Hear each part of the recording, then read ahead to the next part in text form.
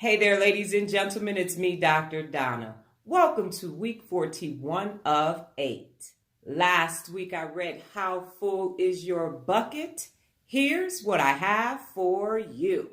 Number 1, negativity kills. Anytime you're having something great, wonderful, and awesome going on, and someone comes in with some negative energy, it just makes the whole situation feel, ugh. You're like, oh my God, why did that negative Nelly show up? Negativity kills. Number 2, most of us want positive emotions in our life. Would you agree? You'd love to be around people who are always positive, but those negative Nellies, those are the ones that can just make you say, you know what, I'm good. I'm leaving. I don't want to be a part of this. I'm exiting stage left.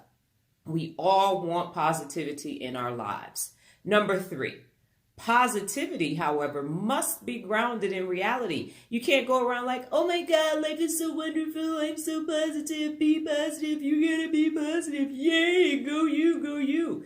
That's not reality. In order for you to have real positivity, you need to live in your real life.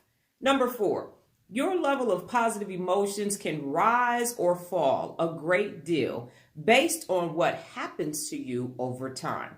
So that means if you spent the early part of your life in a positive environment and then all of a sudden the rest of it ends in a negative environment, your positivity or your fullness of your bucket is going to go up and down. If you had a life that's been positive, then negative, then positive, then negative, then positive, then negative, then positive, then negative, it's going to keep going up and down. And in order to make sure that you have balance and peace, you have to ensure that that positivity is always on full or as close to full as possible.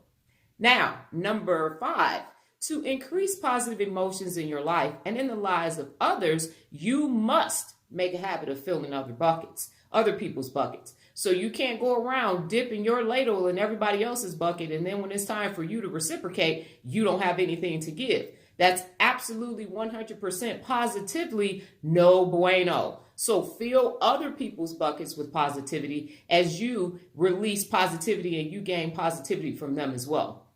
And think of it this way, the last one. Every time you fill a bucket, you're setting something positive into motion. So when you give out positivity, that positivity is being paid forward. And when you give out negativity, that negativity is being paid forward too. So what's the moral of the story, ladies and gentlemen? You all know what I'm about to say. The moral of the story is losers. Losers, no matter how good the situation is, are always going to find a way to muck it all the way up because they're filled with negativity. If you want a full bucket and you want full buckets all around you, you got to lose the loser and then losers. And then you can focus on being positive and real positivity, not some fake positivity that you put on or you got to, oh, let me listen to my positivity song. No, you have to do the real work. You got to rid yourself of negative thoughts and negative energy and all the negative things in your life too, so that it can actually be real positivity that you can pay forward to everyone else. Got it? Good. Do I recommend How Full Is Your Bucket?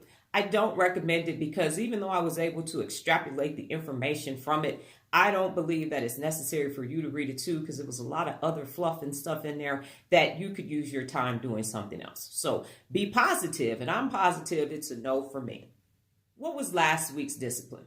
Well, I have a tendency to try to predict things because I was a military police officer and I have a master's degree in criminal justice. So my daughter brought this little awful habit that I have to my attention, which is she'll start a sentence and then I'll start to predict what she's going to say.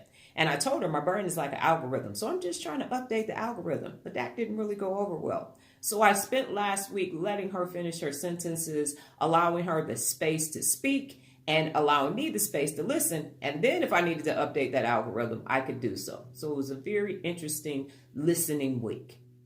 This week's book, The Nidetch Story. For all you Weight Watchers out there, here's a little treat for you. I started the book and so far so good. Can't wait to see what the rest of the story holds for me. Well, that's my time, ladies and gentlemen. But before I get out of here, just remember the power of 8. Being disciplined and patient makes life great. Adios.